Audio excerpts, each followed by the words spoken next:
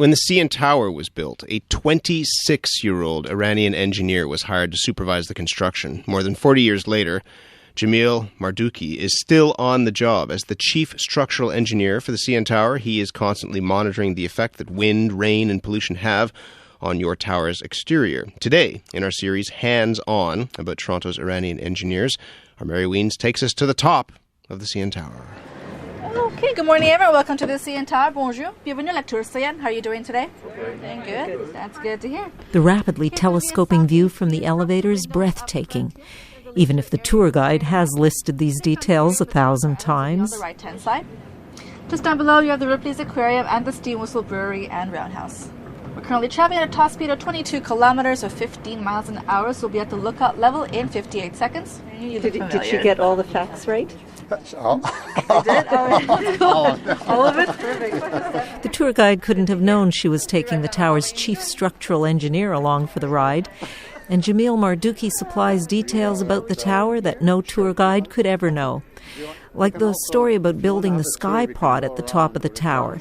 The jacks used to pull up the formwork and the reinforcements for the sky pod kept slipping. Were there times when you weren't quite sure? You were working on a problem no one had worked on before. All the times. One problem was when we were trying to all these levels. Yeah. The jacks were slipping, they were not working, so bring new cables from Europe, from everywhere, and change the jacks. So you had to keep trying. Otherwise, if you couldn't make that, this was just another chimney or something like that. Every skyscraper has two goals. The stated one, in the case of the CN Tower, to give Torontonians exceptionally clear telecommunications signals. CBC's own radio and TV antennas are perched on top of the CN Tower. The second goal of every skyscraper, to signal attitude, ambition, status, and prestige. The CN Tower sent that signal loud and clear. But the tower's chief engineer is much more modest, even though the tower is his life's work. You're married to the CN Tower. I am. I mean, out of luck, probably. It's not all bad marriage. It's not all talent. Out of luck, you get involved in a project like this, which is great. Mardukhi was 26 when he arrived in Toronto. It was 1972. He had been working as a civil engineer back home in the west of Iran. Back then, his Kurdish region lacked even basic infrastructure, housing, roads, water, sewer. By the time Mardukhi came to U of T to do his Masters of Applied Science, he had more hands-on experience than any of his classmates. And he arrived just as CN was looking for a construction engineer on what would be the tallest tower in the world. It was fate, yeah. I mean, I was introduced to this, for me, I was introduced to this project by my professor. Tell me. Professor Collins. He was my supervising engineer. My first job was supervising the construction.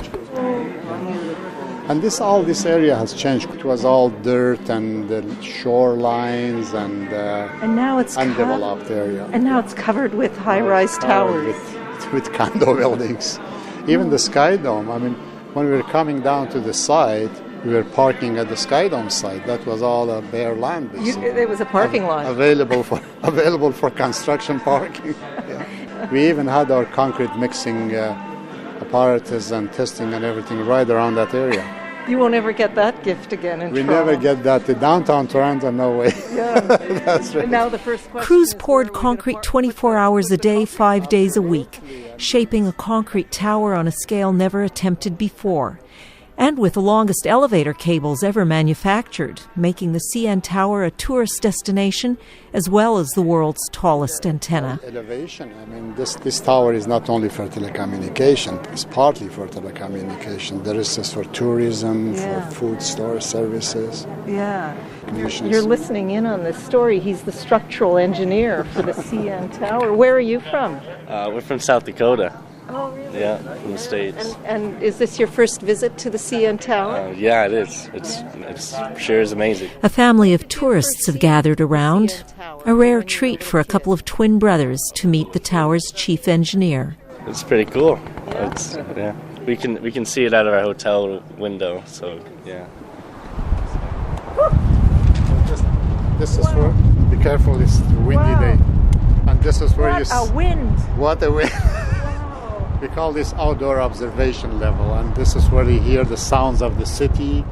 Mardukhi's favorite visitors to the tower came in 2001, a group of protesters who climbed 1,000 feet on the outside to hang a banner.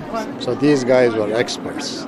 They went up, and early in the morning I had a call from the president, just calm down.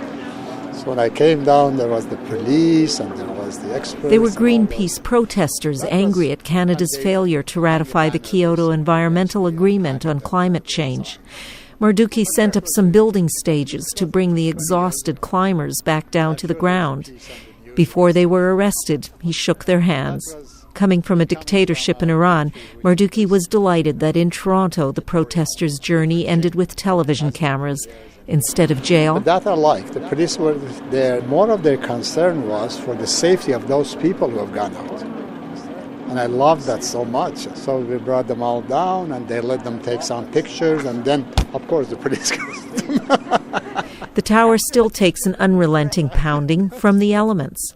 After a major storm or earth tremor, Mardukhi pores over reports from wind engineers, analyzing the tower's movements. And also for me, something special about me is I'm talking about CN Tower, not that I am a special person, because I have all that memory and I know how things were built, I know where things are, I know where the documents are, and I know the history of these studies.